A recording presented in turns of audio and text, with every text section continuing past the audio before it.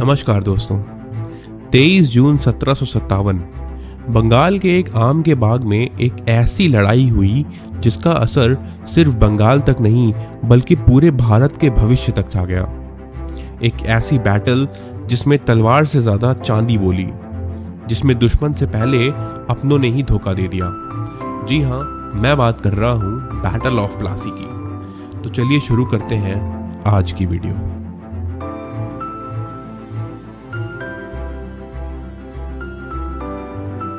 दोस्तों, मुगल एम्पायर की शुरुआत की थी बाबर ने।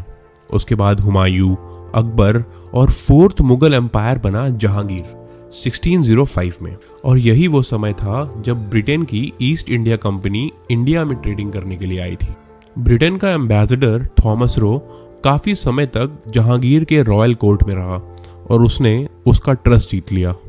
उसने जहांगीर को अलग अलग तरह से ब्राइब करने की कोशिश की और वो जहांगीर का खास आदमी बन गया। और इसी तरह ईस्ट इंडिया कंपनी को इंडिया में ट्रेड करने की परमिशन मिल गई। ये एक बहुत बड़ा हर्डल था जो ईस्ट इंडिया कंपनी ने क्लियर कर लिया था 1618 में। और इसके बाद 1647 तक ईस्ट इंडिया कंपनी ने 23 फैक्ट्री इंडिया में खड़ी कर दी। और जहांगीर की मृत्यु के बाद 1628 में शाहजहां और 1658 में औरंगजेब मुगल एम्परर बने।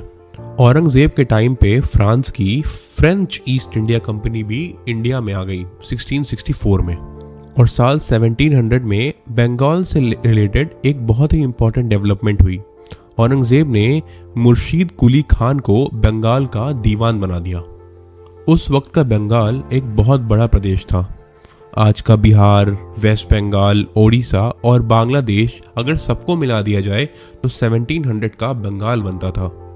और उस वक्त बंगाल की कैपिटल थी ढाका। और फिर मुर्शीद अली खान ने 1704 में बंगाल की कैपिटल ढाका से मुर्शिदाबाद में शिफ्ट कर दी। औरंगजेब ने 1707 तक राज किया। उसके बाद दो छोटे किंग्स और आए, बहादुर शाह फर्स्ट और जहांदार शाह। और फिर 1713 में आया फारूक सियार जो था 9th मुगल एम्परर। फारूक सियार ने 1717 में ब्रिटिश ईस्ट इंडिया कंपनी के सारे टैक्स माफ कर दिए और साथ ही मुर्शीद कुली खान को बंगाल का पहला नवाब बना दिया। मुर्शीद कुली खान बंगाल से मिलने वाले रेवेन्यू को मुगल एम्पायर के साथ शेयर करता रहता था। मगर 1719 में फारूक सियार के बाद मुगल एम्पायर का बंगाल पर से होल्ड बिल्कुल ही खत्म हो गया और बंगाल एक इंडिपेंडेंट स्टेट बनता जा रहा था। और 1727 में मुर्शीद कुली खान ने अपने दामाद शुजाउद्दीन मोहम्मद खान को बंगाल का नवाब बना दिया। शुजाउद्दीन का एक वफादार सिपाही था और उसका नाम था अलीवर्दी खान। अलीवर्दी खान की काबिलियत देखते हुए उसे बहुत जल्दी ही आर्मी का जनरल बना दिया गया। और उसके कुछ साल बाद 1733 में अलीवर्दी खान को बंगाल का डेप्यूटी सूबेदार भी बना दिया गया। बट 1739 में शुजाउद्दीन के बाद सरफराज खान बने बंगाल के नवाब। अलीवर्दी खान ये सब देख के जेलस हो गया। वो बस एक डेप्यूटी सूबेदार बनकर नहीं रहना चाहता था, उसे और कोई अच्छी उपाधि या पद चाहिए था। उसने 1740 में बैटल ऑफ गिरिया में सरफराज खान को मार दिया और उसने खुद को बंगाल का नवाब बना दिया। अलीवर्दी खान 1756 तक बंगाल का नवाब रहा। उसकी डेथ 1756 में हुई और उसकी डेथ के बाद उसका ग्रैंडसन जिसका नाम था सिराजुद्दीन उद्दौला, वो 23 इयर्स की उम्र में बंगाल का नवाब बना। सिराजुद्दौला ने ये चीज़ नोटिस करी कि बंगाल में ब्रिटिशर्स अपने किले वगैरह बनवा रहे हैं बड़े बड़े। फोर्ट विलियम जो कि एक ब्रिटिश इंडिया कंपनी का बहुत बड़ा एक किला था, उसकी रिपेयरमेंट और उसको और बड़ा करने की कोशिश कर रहे थे। एक्चुअली 1756 में यूरोप में 7 इयर्स वॉर शुरू हो गई थी जिसमें ब्रिटेन और फ्रांस आमने सामने थे। तो ईस्ट इंडिया कंपनी को, ब्रिटिश ईस्ट इंडिया कंपनी को ऐसा लग रहा था कि फ्रेंच ईस्ट इंडिया कंपनी उनके किले और उनकी दौलत को टेक ओवर कर लेगी, इसीलिए वो अपने किलेों की किलेबंदी कर रहे थे। इसके अलावा मराठा आर्मी भी बीच बीच में बंगाल पे अटैक करती ही रहती थी, इसीलिए वो अपने किलों की मरम्मत करवा रहे थे और उसमें सेफ्टी मेजर्स भी इंट्रोड्यूस कर रहे थे ताकि उनकी फैक्ट्रीज और किले दोनों के दोनों ही सुरक्षित रहें। लेकिन सिराजुद्दौला को ब्रिटिश इंडिया की कोई भी दलील जेन्युइन नहीं लग रही थी। वो इसे नहीं मान रहे थे। वो क्लियर थे कि बंगाल के जमीन पर अंग्रेज कोई भी किला नहीं बनवा सकते। वो व्यापारी हैं, व्यापार करें, राजा बनने की कोशिश ना करें। और इसके अलावा ब्रिटिशर्स और फ्रेंच दोनों ही इंडिया में दबा के पैसे छाप रहे थे और उसका कोई भी टैक्स बंगाल को नहीं मिल रहा था। उसका मानना था कि 1717 में जब फारूक सियार ने टैक्स पर छूट दे दी थी तब से जमाना बदल गया है और बंगाल का इसमें काफी नुकसान हो रहा था, क्योंकि बंगाल अब मुगल के अधीन नहीं था। अब बंगाल में नवाबों का रूल चलना चाहिए था। सिराजुद्दीन दौला चाहता था कि ब्रिटिशर्स और फ्रेंच बंगाल को टैक्स दें किसी भी कीमत पर, और इसीलिए उसने एक्शन लिया। उसने ब्रिटिश और फ्रेंच के रिप्रेजेंटेटिव को अपने कोर्ट में बुलाया और इमीडिएटली उनके किलों की मरम्मत और फोर्टिफिकेशंस को बंद करने का आदेश दिया। साथ ही इसके साथ उनको अब से टैक्स देना पड़ेगा, ये बात उसने उनको समझाई। फ्रेंच ईस्ट इंडिया कंपनी ने नवाब सिराजुद्दौला की बात को तुरंत मान लिया, लेकिन दोस्तों ब्रिटिश ईस्ट इंडिया कंपनी ने इस एग्रीमेंट को रिजेक्ट कर दिया। वो इसको आगे नहीं मानने वाले थे। इसीलिए सिराजुद्दौला ने एक बहुत बड़ी फौज लेके फोर्ट विलियम पर अटैक कर दिया, जिसकी मरम्मत ब्रिटिशर्स कर रहे थे। अटैक करने के बाद ज्यादातर अंग्रेज तो वहां से भाग गए, लेकिन ऐसा कहा जाता है कि 146 अंग्रेज वहां पर पकड़े गए, जिसमें सिर्फ आदमी ही नहीं, उसमें बच्चे और औरतें भी थीं। उन सभी को जेल में बंद कर दिया गया फोर्ट विलियम में, और अगली सुबह 146 में से सिर्फ 23 ही जिंदा बचे। कहा जाता है कि बाकी लोग दम घुटने की वजह से मर गए। इसी घटना को ब्लैक होल इंसिडेंट भी कहा जाता है। और सिराजुद्दौला ने फोर्ट विलियम को अपने कब्जे में पूरी तरह से ले लिया था।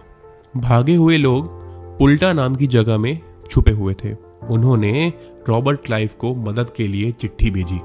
रॉबर्ट क्लाइव उस वक्त बंगाल में नहीं थे, वो उस वक्त मद्रास में थे, और ये खबर मिलते ही रॉबर्ट क्लाइव 3000 की पैदल सेना लेके बंगाल की तरफ निकले।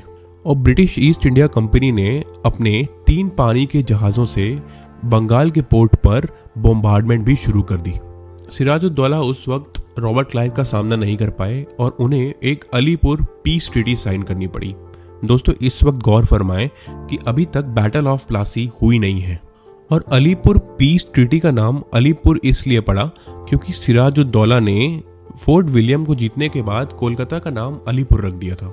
इस ट्रीटी में फोर्ट विलियम फिर से ब्रिटिश की प्रॉपर्टी बन गया, और अब से फारूक सियार ने जो टैक्स की माफ़ी दी थी वो फिर से ब्रिटिशर्स मानेंगे और कोई टैक्स नहीं देंगे। और इसके अलावा उन्हें अपने सिक्के प्रिंट करने का भी राइट्स मिल जाता है बंगाल में। और एक और इम्पॉर्टेंट राइट जो मिलता है वो होता है कि वो बंगाल में अपनी आर्मी भी रख सकते हैं। बट अलीपुर पीस ट्रीटी ज़्यादा दिन तक पीस नहीं रख पाई। रॉबर्ट क्लाइव ने यह ठान लिया था कि वो सिराजुद्दौला को बंगाल का नवाब ज़्यादा दिन तक नहीं रहने देगा। मीर जफर जो सिराजुद्दौला का कमांडर इन चीफ था, उसको रॉबर्ट क्लाइव ने बुलाया और उसको उसने लालच देके अपनी साइड कर लिया, और उसने उससे ये बोला कि सिराजुद्दौला के हारने के बाद वो ही बंगाल का नवाब बनेगा। उसके बाद रॉबर्ट क्लाइव ने फ्रेंच ईस्ट इंडिया कंपनी के चंद्रनगर की फैक्ट्री पर अटैक कर दिया। सिराजुद्दौला को लगा कि ब्रिटिशर्स अपनी लिमिट अब क्रॉस कर रहे हैं, तो उसने ब्रिटिशर्स पे अटैक करने का सोच लिया, और यहीं से शुरुआत होती है बैटल ऑफ प्लासी की। 23 जून 1757 में भागीरथी नदी के पास एक जगह प्लासी में इस जंग को लड़ा गया। सिराजुद्दौला के पास 50,000 से भी ज्यादा सिपाही थे और रॉबर्ट क्लाइव के पास सिर्फ 3,000। फिर भी ब्रिटिश डर नहीं रहे थे, क्योंकि उनके पास एक ऐसा वेपन था जो तलवार से भी ज्यादा खतरनाक था। वो था मीर जफर। बैटल शुरू हुई, सिराज की आर्मी आगे बढ़ी, लेकिन मीर जफर और उसकी 20,000 की सेना चुपचाप वहीं खड़ी रही। तभी एक तेज बारिश आई, उसने नवाब सिराजुद्दौला से गन पाउडर को भिगा दिया। ब्रिटिशर्स ने इसका फायदा उठाया। डिसिप्लिन और मॉडर्न कैनन के साथ उन्होंने वार किया। सिराजुद्दौला ने देखा हर तरफ से उसका साथ छोड़ा जा रहा है। वो बैटल फील्ड से निकल गया, लेकिन कब तक? कुछ दिनों बाद उसे मीर जफर के आदमियों ने पकड़ लिया और उसे मार दिया। प्लासी जीतने के बाद रॉबर्ट क्लाइव बंगाल के खजाने में घुस गया। 17 करोड़ रुपए कि सोने चांदी के साथ क्लाइव ने ये लिखा कि ये उसकी जिंदगी की सबसे बड़ी जीत थी। मीर जफार बना नवाब, लेकिन सिर्फ नाम का। सारी डिसीजन मेकिंग रॉबर्ट क्लाइव करता था। पूरे बंगाल को लूट लिया गया और अगले 100 साल भारत एक एक करके अंग्रेजों के कब्जे में चला गया। प्लासी ने सिर्फ बंगाल नहीं, भारत का भविष्य बदल दिया। ये एक बैटल नहीं, एक टर्निंग पॉइंट था जहां से स्लेवरी शुरू हुई। बैटल ऑफ प्लासी के बाद ईस्ट इंडिया कंपनी, जो सिर्फ एक ट्रेडिंग कंपनी बन के आई थी, उसको एक पॉलिटिकल पावर दे दी थी। हिस्टोरियंस इस इवेंट को ब्रिटिश ईस्ट इंडिया कंपनी के इंपीरियलिज्म की शुरुआत की तरह देखते हैं। दोस्तों, अगर भारत की हिस्ट्री समझनी है तो प्लासी को कभी नहीं भूलना चाहिए। ये सबक है कि हम अंदर से डिवाइडेड होते हैं, तभी बाहर से कोई हमें जीत सकता है। तो दोस्तों, ये थी कहानी बैटल ऑफ प्लासी की। अगर आपने आज कुछ नया सीखा है तो हमारे चैनल के साथ जुड़ें, इस चैनल को सब्सक्राइब करिए, इस वीडियो को लाइक करिए और इसे दूसरे लोगों तक पहुंचाइए। धन्यवाद और जय हिंद।